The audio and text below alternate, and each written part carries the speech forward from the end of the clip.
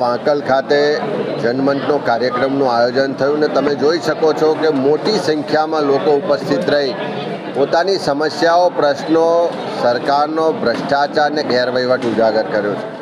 કોંગ્રેસે આ જનમંચ કાર્યક્રમ એટલા માટે જ શરૂ કર્યો કે લોકોના પ્રશ્નોને વાચા મળે. આજે અહીંયા જે પ્રશ્નો રજૂ થયા છે કે અહીંયા કંપનીઓ આવી પણ સ્થાનિક યુવાનોને રોજગાર નથી મળતો. અહીંયા ભરતીમાં પણ ધર્મના નામે ભેદભાવ કરવામાં આવે છે. અનેક આદિવાસી વિસ્તારો છે જ્યાં જમીન સંપાદન થઈ રહી છે. સરકારી પ્રોજેક્ટના નામે લોકોને જમીન વિહોણા કરવામાં આવી રહ્યા છે. પૂરતું વળતર પણ નથી મળી રહ્યું. પ્રાથમિક શાળામાં શિક્ષકો નથી, પૂરતી વ્યવસ્થાઓ નથી. અહીંયાના સરકારી દવાખાનામાં કૂતરું કરડે તો હડકવાની જે રસી જોઈએ, ઇન્જેક્શન હોય, એ સુદ્ધા પણ નથી. તરસાલી નગરપાલિકા વિસ્તારમાં મોટા પ્રમાણમાં ડ્રેનેજના પ્રશ્નો છે, ભ્રષ્ટાચારના પ્રશ્નો છે. એ જ રીતે ચારે તરફ વરસાદી પાણીના નિકાલના પ્રશ્નો છે. અહીંયા અતિવૃષ્ટિ થઈ એનું આજ દિન સુધી લોકોને વળતર નથી મળ્યું.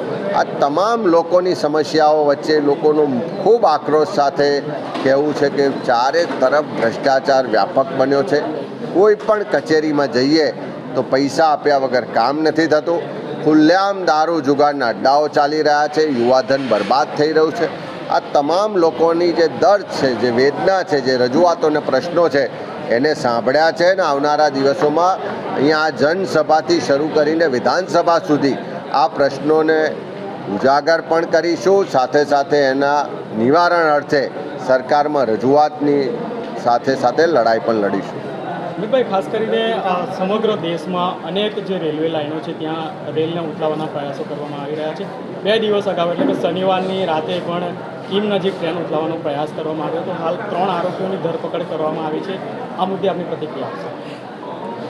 આવા જે પણ બનાવ બને છે દુર્ઘટનાના કે એના કાવતરાના, દુર્ભાગ્યપૂર્ણ છે. અનેક લોકોના જીવ પણ જાય છે ને મોટું નુકસાન પણ જાય છે.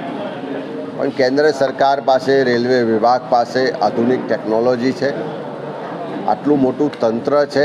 દરેક રાજ્યોની પણ પોલીસ અને પ્રશાસનની વ્યવસ્થાઓ છે. આવા બનાવો વારંવાર બનતા હોય તો એના માટે જે પણ જવાબદાર અધિકારીઓ હોય, તંત્ર હોય, તો એની પણ ચોક્કસ એની ચકાસણી થવી જોઈએ. જે પણ જવાબદાર લોકો હોય, જે તોફાની તત્વો હોય ને કદાચ આમાં એક આયોજનના ભાગરૂપે કરતા હોય તો એમની સામે કડક કાર્યવાહી થવી જોઈએ.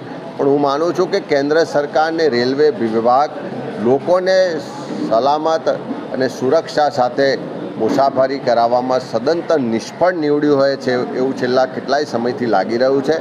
રેલવેની સુરક્ષા માટે અકસ્માતો ના થાય એટલા માટે આધુનિક ટેકનોલોજીનો પૂરેપૂરો ઉપયોગ કરવો જોઈએ અને જે પણ આવા બનાવો બને છે એને રોકવા જોઈએ.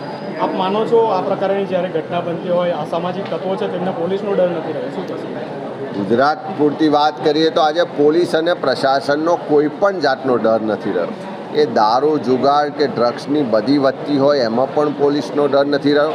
આજે નાની દીકરીઓથી લઈને મહિલાઓ પર અત્યાચાર થાય છે, બળાત્કાર થાય છે, એમાં પણ કોઈને ખોફ નથી રહ્યો. ખુલ્લેઆમ મારઝૂડ કરવામાં આવે છે, લૂંટ કરવામાં આવે છે, ખંડણી ઉઘરાવવામાં આવે છે, હત્યાઓ કરવામાં આવે છે. એટલે ગુજરાતમાં કાયદો વ્યવસ્થાની પરિસ્થિતિ પડી ભાગી છે અને પોલીસ અને પ્રશાસન કે સરકારનો કોઈ પણ જાતનો ડર ના હોય એવી સ્થિતિનું નિર્માણ આજે ગુજરાતમાં થયું છે.